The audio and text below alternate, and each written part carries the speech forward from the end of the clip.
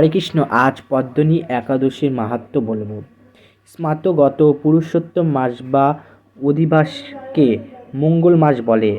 এই মাসে সমস্ত শুভ কাজ পরিত্যাগ করে থাকেন, কিন্তু ভগবান শ্রীকৃষ্ণ এই মাসকে পরার্থিক মঙ্গলের জন্য অন্য সকল মাস থেকে সর্বশ্রেষ্ঠ বলে নির্ণয় করেছেন। তিনি নিজের নামানুসারে এই মাসের নাম পুরুষোত্তম মাস রেখেছেন। যুধিষ্ঠির বললেন, হে রাজন, আমি বহুদিন ধর্ম ও ব্রতর কথা শুনিনি। এখন পুরুষোত্তম মাসে সর্বপাপ বিনাশিনী ও পুণ্যদায়িনী শুক্লপক্ষের পদ্মিনী একাদশীর কথা আমার কাছে বর্ণনা করুন, যা শ্রবণ করলে পরম পদ প্রাপ্ত হয়ে যায়। ভগবান শ্রীকৃষ্ণ বললেন, দশমীর দিন থেকেই ব্রত শুরু হয়। কাঁসার পাত্রে ভোজন, মসুর, ছোলা, শাক এবং অপরের অন্ন, আমিষ দশমীর দিন ভোজন করতে হয়। পরের দিন অপকৃত্যের পর শুদ্ধ ধূপ দীপ গন্ধদানি দিয়ে ভগবানের পুজো করতে হয়। রাত্রে জাগরিত এবং ভগবানের নাম ও গুণ কীর্তন করতে হয়। এরপর এই ব্রতের একটি ইতিহাস বর্ণনা করেছেন। এক সময় রাজা কার্তিবীর্য লঙ্কাপতি রাবণকে পরাজিত করে তার কারাগারে বন্দী করে রাখেন। পুলস্ত্য মুনি রাজার কাছে রাবণের মুক্তির কামনা করেন, কিন্তু মুনিবরের আজ্ঞায় রাজা রাবণকে মুক্তি করে দেবেন। এই আশ্চর্যজনক কথা শুনে নারদ পুলস্ত্য মুনিকে জিজ্ঞেস করলেন, হে মুনিবর, ইন্দ্র সহ সকল দেবতা সেখানে রাবণের কাছে পরাজিত হয়েছিল, সেখানে কিভাবে কার্য বীর্যন রাবণকে পরাজিত করল? কৃপা করে তা বলুন। পুলস্ত্য মুনি তখন রাবণের কাছে কারস্থ বীর্যের জন্ম রহস্যের কথা বর্ণনা করেন। তেইরা যুগের হৈহয় বংশে কৃত বীর্যের নামে এক রাজা ছিলেন। মহিষী পুত্রের তার রাজধানী ছিল। রাজার পত্নী ছিল, কিন্তু রাজার ভার গ্রহণের মতো কোনো পুত্র রাজার ভাগ্যে হয়নি। দেবতাদের আরাধনাতেও সুফল মেলেনি তার।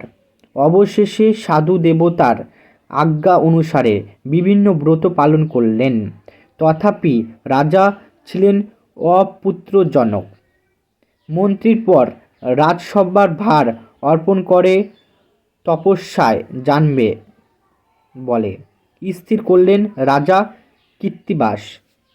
বর্ধনী মহারাজ হরিশ্চন্দ্রের কন্যা পদ্মিনী ছিলেন অত্যন্ত পবিত্রতা। স্বামীর সঙ্গে তিনিও তপস্যার জন্য মন্দনা পর্বতে গমন করলেন। সেখানে তারা 10,000 বৎসরের কঠোর তপস্যা করলেন, কিন্তু তবুও কৃতবীর্য পুত্র সুখে বঞ্চিত হলেন।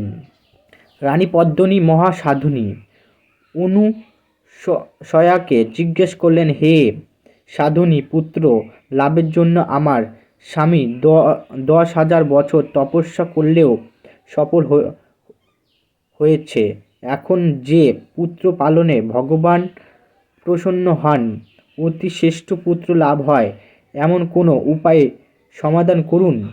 পদ্মিনী প্রার্থনার অনুসূচনায় প্রসন্ন হয়ে বললেন, 32 মাসের অন্তরে এক অধিবাস বা পুরুষোত্তম মাস আছে। এই মাসে পদ্মিনী ও পরমা 2 একাদশী এই ব্রত পালন করলে পুত্রদাতা ভগবান শীঘ্রই প্রসন্ন হবেন। অনুসূচনায় নির্দেশে পদ্মিনী পরম শ্রদ্ধায় এই একাদশী ব্রত পালন করলেন। সেই ব্রত সন্তুষ্ট হয়ে স্বয়ং ভগবান গুরুর আহ্বানে করে পদ্মিনীর সম্মুখে উপস্থিত হলেন। হে ভগবান, হে ভদ্রের, আমি প্রসন্ন হয়েছি। পুরুষোত্তম মাসের সমান কোনো মাস আমার প্রিয় নয়। এই মাসের একাদশী আমার প্রিয়। তুমি সেই ব্রত যথাযথ পালন করেছ, তাই আমি তোমার ইচ্ছা অনুরোধ বর প্রদান করব। ভগবান স্তব করে রানীকে বললেন, হে ভগবান, আমার স্বামীকে আপনি বর প্রদান করুন। ভগবান তখন রাজার কাছে এসে বললেন, হে রাজেন্দ্র, আপনার অভিলষিত বর প্রার্থনা করুন। মহা আনন্দে রাজা বললেন, হে জগৎপতি মধুসূদন, দেবতা, মানুষ, নাগ, দৈত্য, রাক্ষস আদি কেউ তাকে পরাজিত করতে পারবে না, এমন পুত্র আমি প্রার্থনা করি। রাজার প্রার্থনা শুনে বরদান করে ভগবান অন্তর্হিত হলেন। রাজা পত্নীসহ স্বস্বর্গে ফিরে গেলেন।